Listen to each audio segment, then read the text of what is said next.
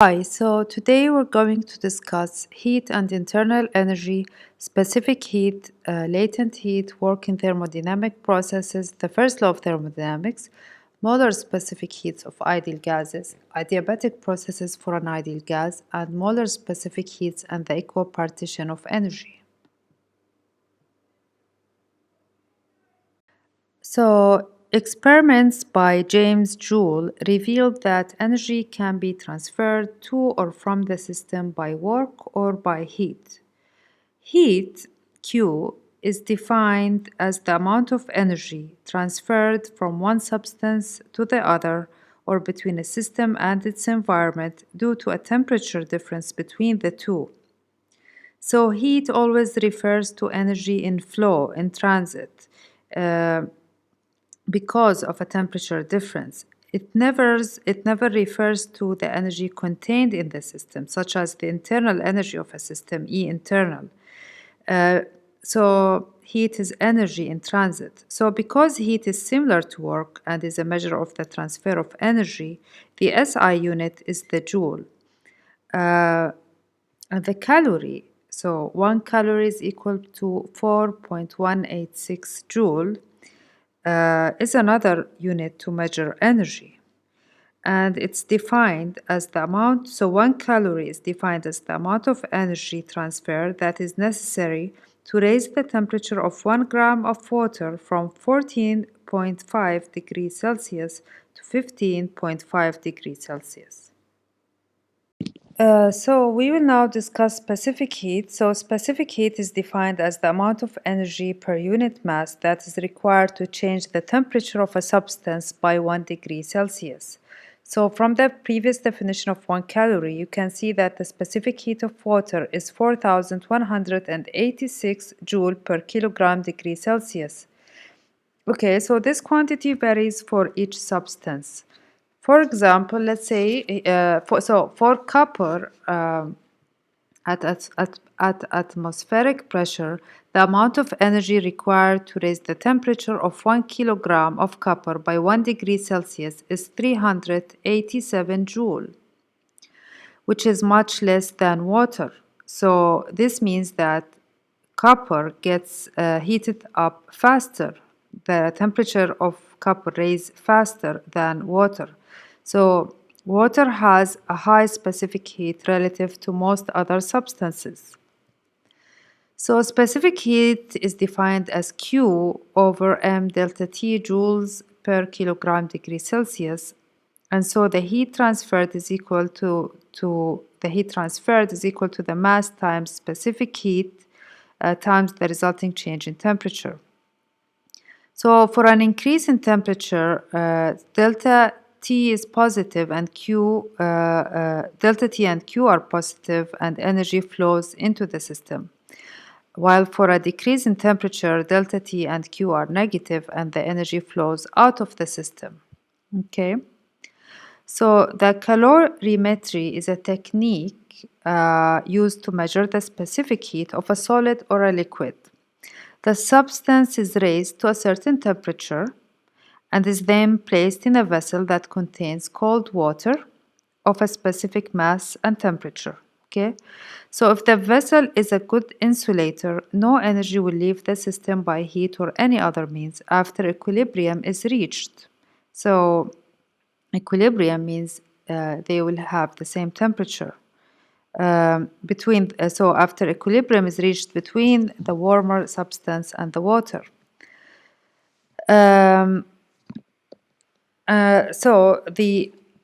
When equilibrium is reached, the temperature of the system is measured. So we have for this isolated system the principle of conservation of energy requires that the energy leaving the substance by heat is equal to the energy entering the water, and so therefore the energy entering the water is equal to the energy leaving the substance. So heat entering the water is equal to the heat leaving the substance. And this gives this equation. And from this, you can solve for the specific heat. So this is T, the equilibrium temperature after the system reach equilibrium. This is the temperature, initial temperature of water, the temperature of the substance, and from this you can solve for the specific heat of the substance. So we will now discuss latent heat. So in some cases, when there is a transfer of energy between a substance and another, or between the substance and the environment, it does not result in a change in its temperature. Instead, the substance undergoes a phase change from solid to liquid, which is melting, or from liquid to gas, or boiling.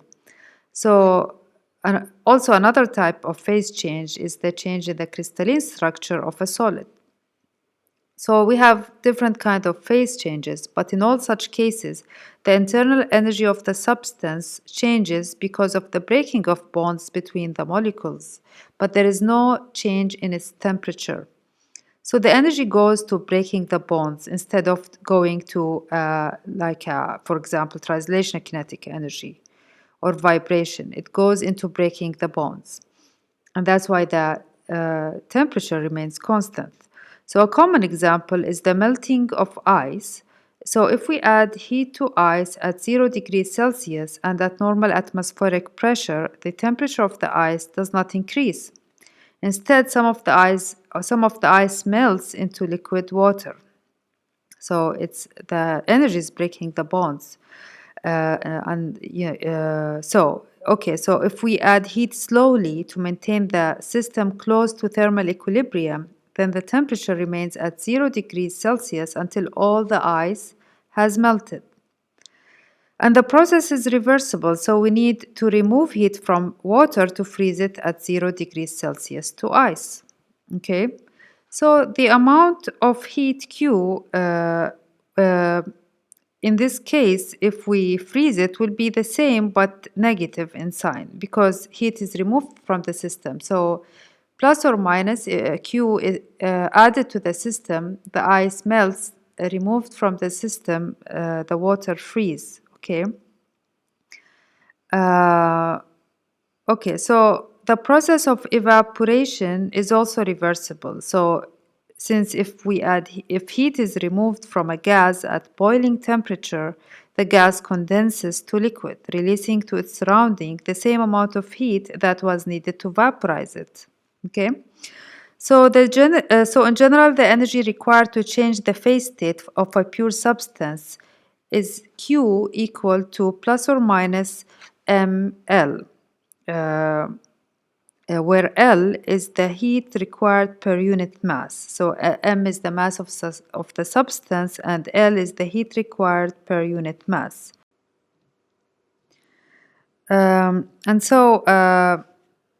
At atmospheric pressure, the heat of fusion of water is 3.34 times 10 to the power 5 joule per kilogram, and the heat of vaporization of water at normal atmospheric pressure is 2.256 times 10 to the power 6 joule per kilogram.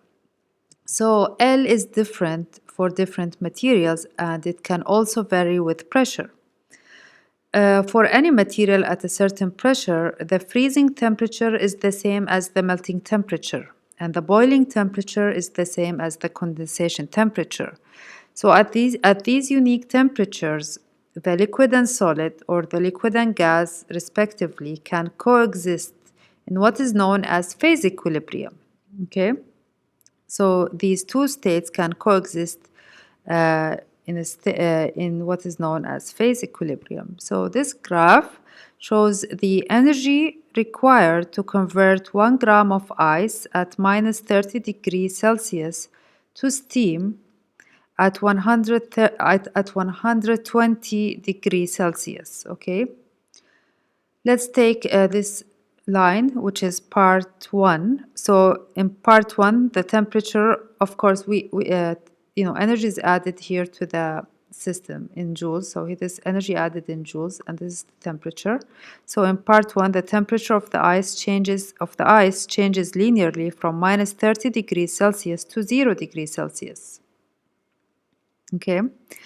In part 2, the ice-water mixture remains at 0 degrees Celsius until all the ice is melted. So the temperature is constant here and the ice melts. In part 3, there is no phase change, but all the energy added goes to increasing the temperature of the water. Now the ice became water and the water is increasing in temperature until it reaches 100 degrees Celsius. So when the water reaches a temperature of 100 degrees Celsius, another phase change occurs here, okay, and the water steam mixture remains at 100 degrees Celsius until all the liquid is converted to steam. So here we have another phase change. And then in part 5, there is no phase change and all the energy added goes to an increase in the temperature of the steam. Okay, so just I'm gonna add one important phenomena that we will mention here. It's known as supercooling, and it's when water temperature drops below 0 degrees without the water freezing into ice. So it is possible that the temperature of the water can sometimes drop below 0 degrees without the water turning into ice, and this can happen because water needs some disturbance for the molecules to start forming ice structure.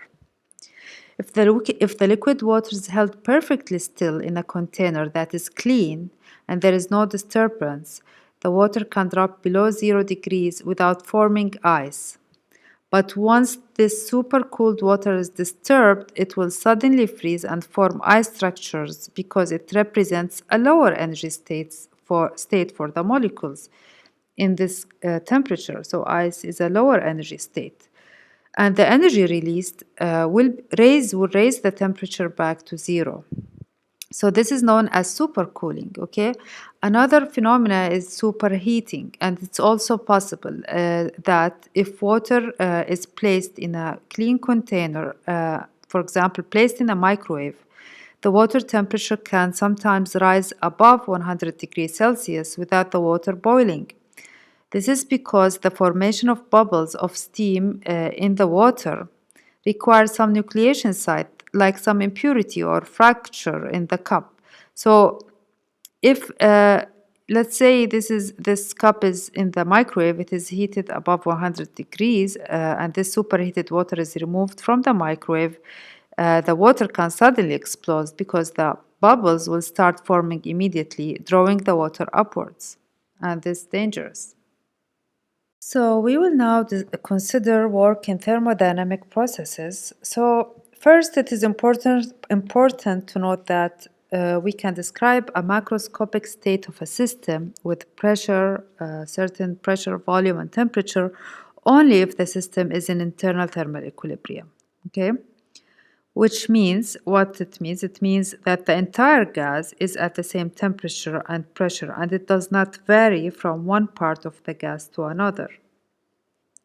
Now consider a gas contained in a cylinder with a frictionless movable piston. The gas exerts a uniform pressure of P on the piston and on the cylinder walls, and it occupies a volume V. Now suppose the gas is compressed slowly enough for the system to remain in thermal equilibrium, also known as a quasi-static process. So as the piston is pushed down with an external force F, its point of application moves through a displacement of dr vector. And because we are in the y direction, it is equal to dy. And therefore, the work done on the gas, dw, for this displacement is equal to F vector external dot dr vector, okay? And this gives dw is equal to minus p dv. So you can see that if the gas is compressed, then dv is negative and the work done by the external force is positive. And if the gas expands, then dv is positive and the work done on the gas is negative. And if the volume remains constant, then the work done on the gas is 0. So the total work done on the gas as its volume changes from V initial to V final is equal to minus the integral from V initial to V final of P dV. So in this quasi-static process, the work done on a gas from an initial to a final state is the negative of the area under the curve of a PV diagram. Okay, so here we consider the PV diagram allows one to visualize how the pressure and volume change at each step of the process, and it depends on the path taken between the initial and final states. So here we show three different paths taken from the same initial to the same final states. So in the first case, the volume of the gas is first reduced at a constant pressure. And then the pressure is increased at a constant volume by heating the gas. And so the work done is equal to Pi minus Pi P initial V final minus V initial. So in the second case, the pressure of the gas is first increased at a constant volume, and then the volume of the gas is reduced at a constant pressure, and the work done is equal to minus Pf V final minus V initial, which is greater in magnitude than case 1 because a larger force is used to displace the piston through the same distance. So you see the work is not equal even though we have the same initial and final state, so it depends on the path. Okay. And in the third case, the temperature remains constant, the work done in this case has an intermediate value between case 1 and 2 and is equal to minus nRT ln V final over V initial. And you can find this expression by using the ideal gas law to substitute for P and then evaluate the integral. We will now discuss the first law of thermodynamics, which is an expression of the conservation of energy.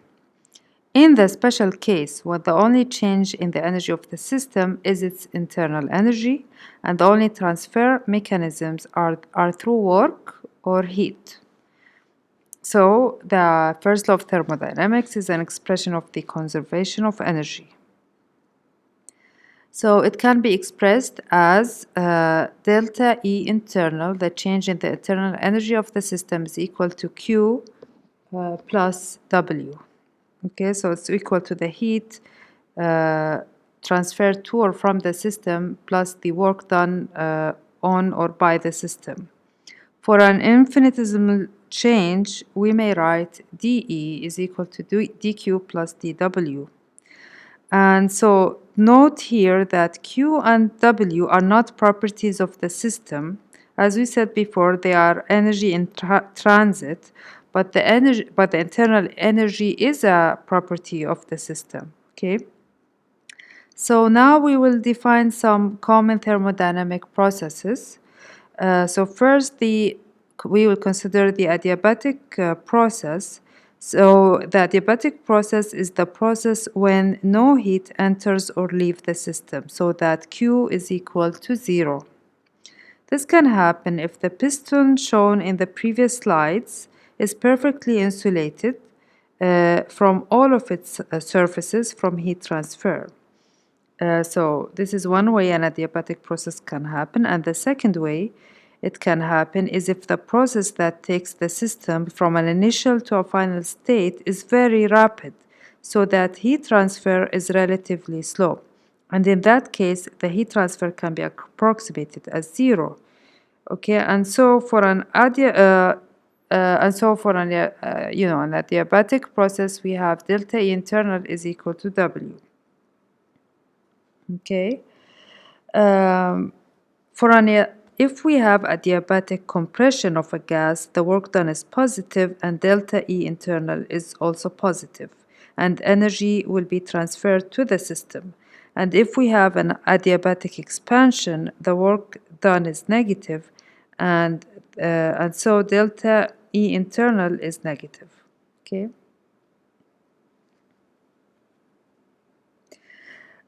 So now another process is the free expansion of a gas. In this process, no work is done on the system and no heat is transferred into or out of the system, and therefore delta E internal is equal to 0. So in the special case of an ideal gas, the internal energy depends only on its temperature, and therefore there is no change in temperature in free expansion, okay, because delta uh, E internal is 0, so there is no change in temperature for this ideal gas in a free expansion.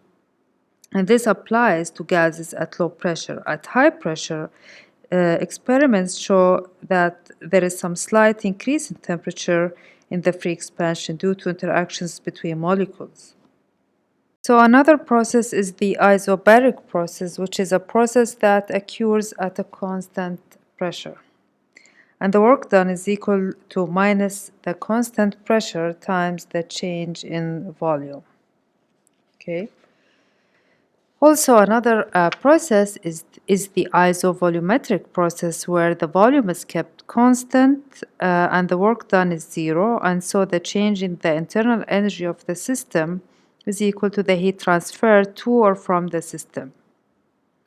So, as an example, we have the aerosol can. If the aerosol can is heated, which is really dangerous, so do not try this at home.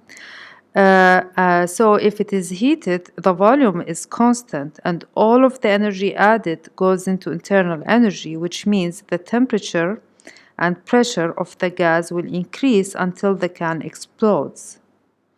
And finally, a process that occurs at a constant temperature is known as an isothermal process.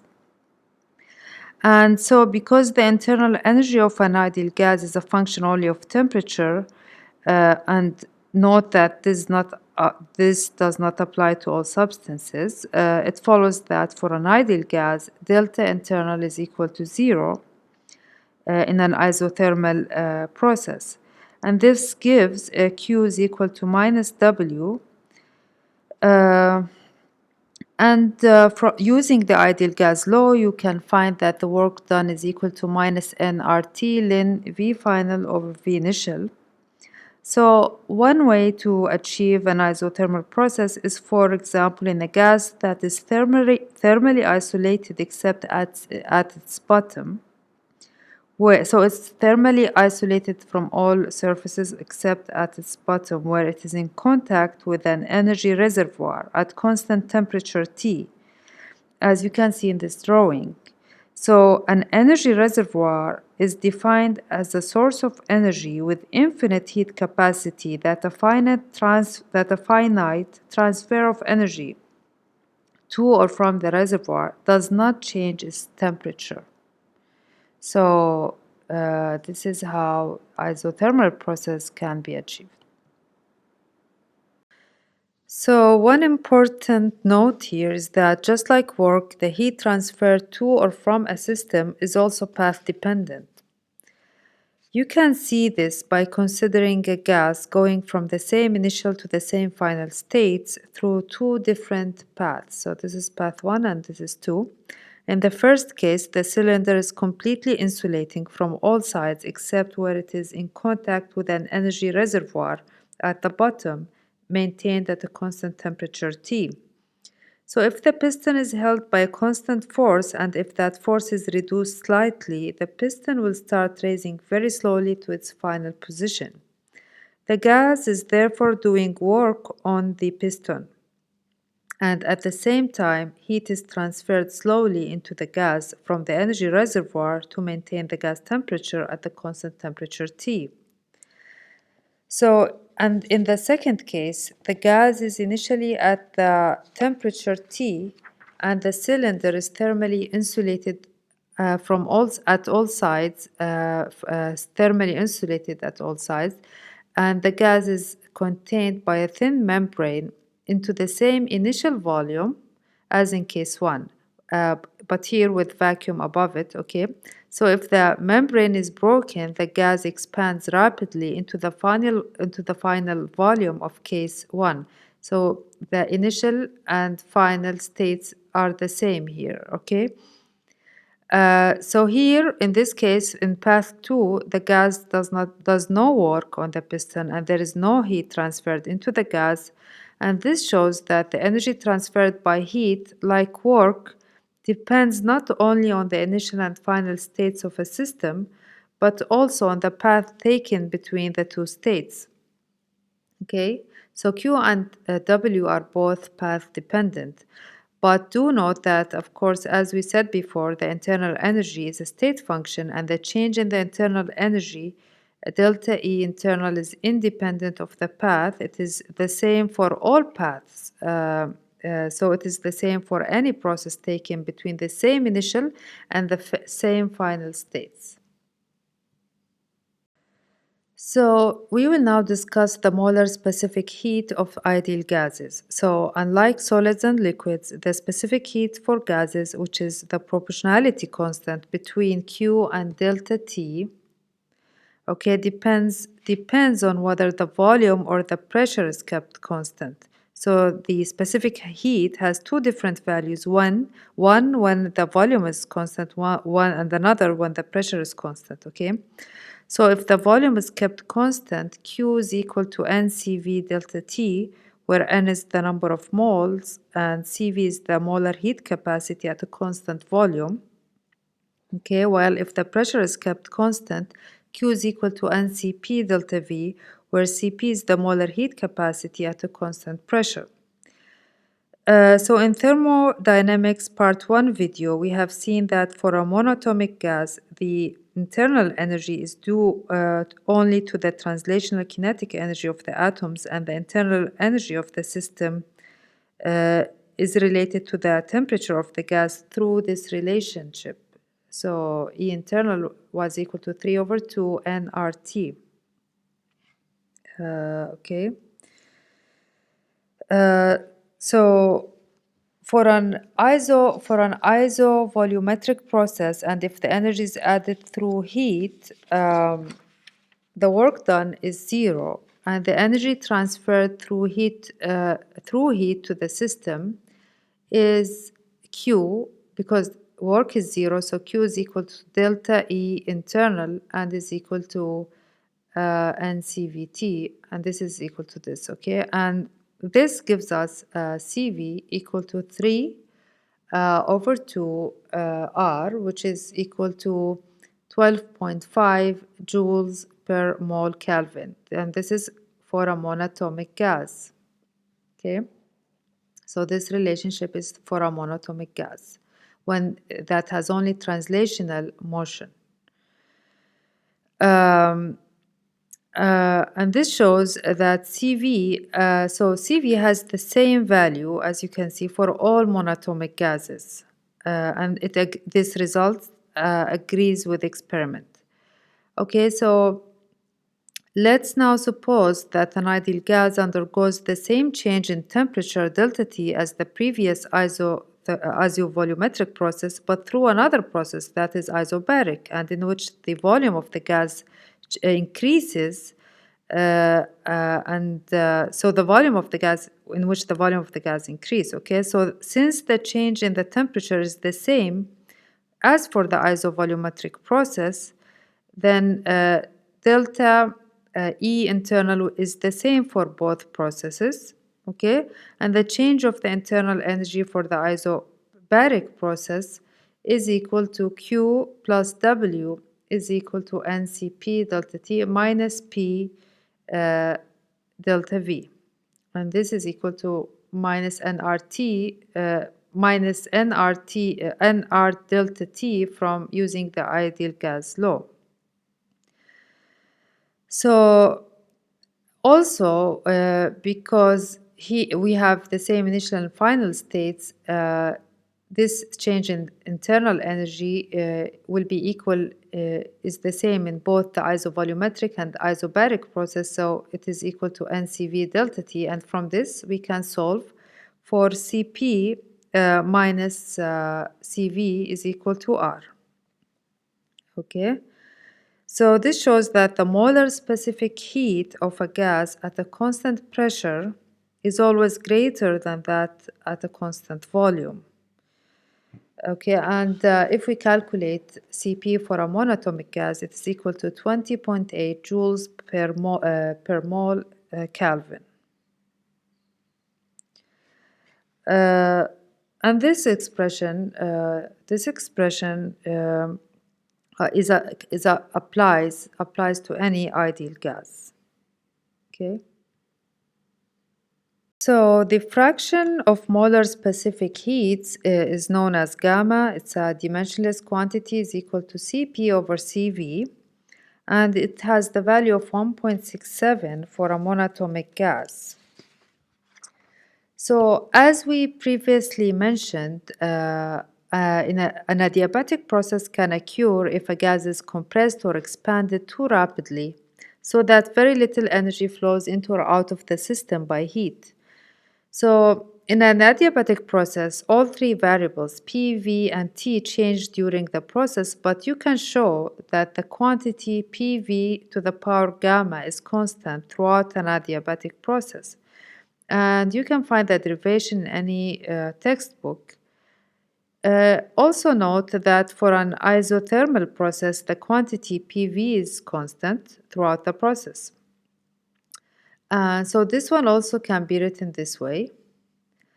So let's see the figure here. Since gamma is greater than 1, the PV curve for an adiabatic process is much steeper than that for an isothermal process.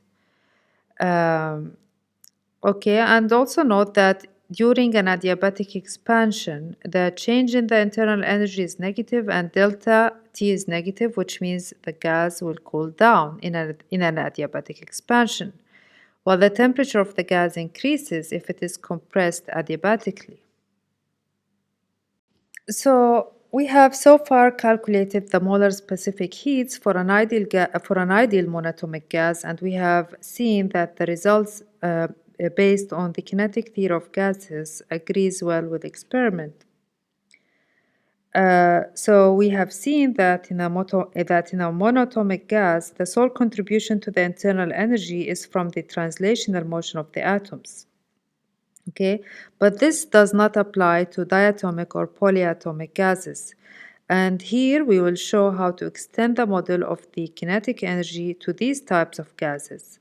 So the origin of discrepancy is due to the existence of other types of motion in these gases, in a diatomic or polyatomic gas, in addition to the translational energy. So the other contributions comes from the vibrational and rotational motions of the molecules. So in our previous discussion of the theory of equipartition of energy in the thermodynamics video part 1, we have seen that at equilibrium, each degree of freedom contributes an average energy of half kBT per molecule. Okay. And so in a monatomic gas, there are 3 degrees of freedom corresponding to the x, y, and z directions because we have only translational motion, right? So let's now consider a diatomic gas consisting of a dumbbell-shaped molecule as shown in this figure. So in figure A, the molecule's center of mass behaves as a particle and can translate in all 3 directions. So we have 3 degrees of freedom from translational motion. And in figure B, so figure B shows that the molecule can also rotate about 3 mutually perpendicular axes, but the moment, as you can see here, the moment of inertia about the y-axis is much less than that about the other axis, and so we have 2 additional degrees of freedom due to the rotational motion. So this is 1 and this is 1, and this gives a total of 5 degrees of freedom, 3 from translation, 2 from rotation. And figure C shows the vibrational motion of the molecule. So since 2 types of energy is associated with the vibrational motion. Okay, one is kinetic energy, the other is potential. So we have 2 additional degrees of freedom from the vibrational motion, and this gives a total of 7 degrees of freedom. So 7 degrees of freedom for this kind of molecule. Okay, so when we include all types of motion, and because each degree of freedom contributes an average energy of half kBt per molecule, it follows that the total internal energy for a diatomic gas consisting of n molecules is equal to 7 over 2 n kBt. And this is equal to 7 over 2 nRT, where n is the number of moles. Okay, so this gives the molar specific heat at a constant volume equal to 29.1 joules per mole Kelvin, and the molar specific heat at a constant pressure equal to is equal to 9 over 2 R, and gamma equal to 1.9, so for a diatomic gas. In polyatomic gases, there are even more degrees of freedom available to a molecule. So the higher the number of degrees of freedom, the higher the molar specific heat. And this is because there will be more ways of sorting the energy. So there are more ways of sorting the energy, the more degrees of freedom. Okay, so the results we discussed for a diatomic gas, these results agrees with experiment for some gases, while for other gases like hydrogen, it agrees with this model only at high temperatures. So, experimental results show that for hydrogen at low temperatures, hydrogen behaves like a monatomic gas, and as the temperature rises, its molar specific heat rises due to the inclusion of rotational motion of the molecule, and as the temperature rises further, the molar specific heat is higher, and this is due also to the inclusion of the vibrational motion, and then it is consistent with this model of a diatomic gas when all the types of motions are included. So the reason why the model for a diatomic gas that includes all types of motions agrees with experiments only at high temperatures can be explained, for some gases can be explained by quantum physics. So for a molecule, the rotational and vibrational energies are quantized. So these are quantized energy states. So the rotational and vibrational motions of a molecule can be activated through its collisions with its neighbors.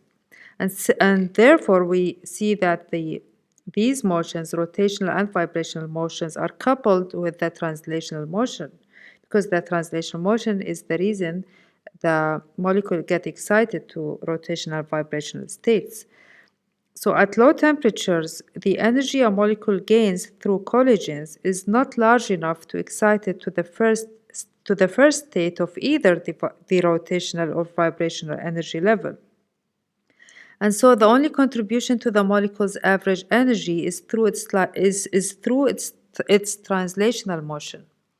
But as the temperature is raised, some collisions will be enough to excite a molecule to the first rotational state, and therefore the rotational motion will be included in the internal energy, and the molar specific heat will rise. And since the vibrational states are farther apart in energy, a higher temperature is needed for them to contribute to the internal energy, and this can happen between 1000 and 10,000 kelvins. So let's see some examples here so that you get a better grip of the concepts. So first, let's suppose we have an ideal gas that goes from state A to B through the path shown in figure A. You can find the temperature of the gas at A and B using the ideal gas equation as you can see here. The work done by the gas from A to B is minus PA VB minus VA. Okay. And since the volume increases, the expanding gas does negative work against its surrounding, okay, pushing the piston upwards. While the heat added to the gas during the process from A to B is equal to NCP delta T. And from this, you can calculate the change in the internal energy of the system. Let's consider the same initial and final states through another path, this path from A to B. Okay, so the gas here goes from A to B through another path. The work done during the process is minus PC times VB minus VA, which is less than the work done in figure A. But again here the expanding gas does negative work against its surroundings, and the change in the internal energy of the gas here is the same as the value calculated in A because we have the same initial and final states. And the heat added to the gas during the process from A to B can be found from the relation QAB is equal to delta E internal minus W. Okay. And also another way you can find QAB is to add QAC plus QCD plus QDB. And you can see here it's a constant volume, constant pressure, constant volume again, and you use accordingly use CV, CP, CV, and you can calculate TC and TD from the ideal gas law. Okay.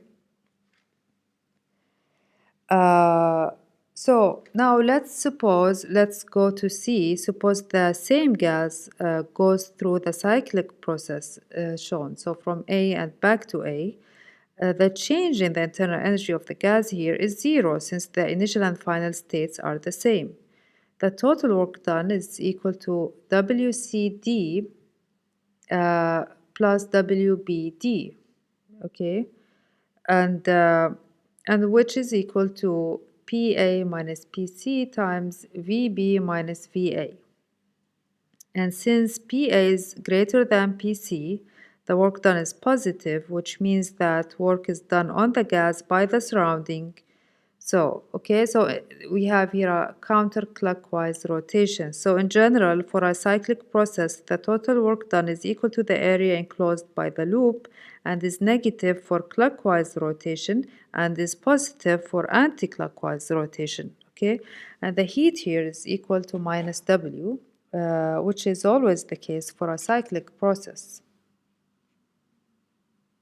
Let's consider also one more example where an ideal gas goes from A back to A through the path shown. Suppose we want to know the heat absorbed during the isothermal part from A to D. So if we are given the work, if we know what's the work done, the negative work done by the gas as it expands, let's say we know that, then we can find the heat absorbed by the gas from the reservoir. Why? Because from A to D, it's an isothermal process, so the temperature doesn't change, and which means the change in the internal energy is equal to zero and Q is equal to minus W. And also for the cyclic path, the change in the internal energy is also zero. So we will now consider another example of how to calculate the mass of steam, MS. So the mass of steam, MS, that is initially at a certain temperature, TS, that is above 100 degrees, that is needed to warm a glass of mass mg that contains water inside it of mass mw, okay, to warm it from a temperature of T1, so this initially at temperature T1 to T2. So heat will be transferred from the steam to the water and glass, and we may write. So heat will be transferred from the steam to the glass and water. Okay. So Q cold, which is the heat gained by the cold water and glass, is equal to minus Q hot, which is the heat lost by the steam. So first the steam will lose heat. So first the steam will lose heat while its temperature decreases to 100 degrees. And this heat is equal to Q1 ms Cs 100 degrees minus Ts. Okay. And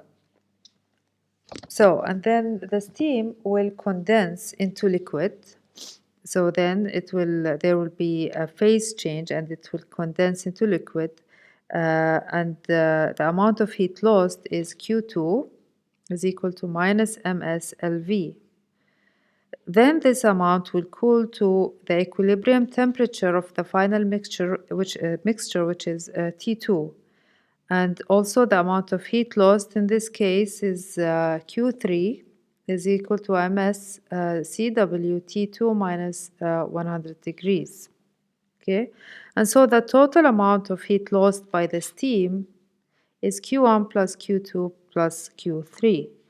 And the amount of heat gained by the water and the glass, Q cold, is given by this, okay, because this final temperature of the either glass or water and this initial temperature.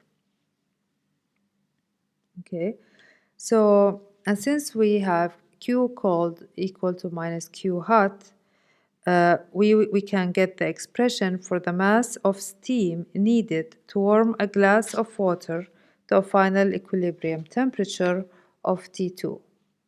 We get this expression. So in the next slides, I included some solved examples. Thank you for watching. Please don't forget to subscribe and see you in the next video.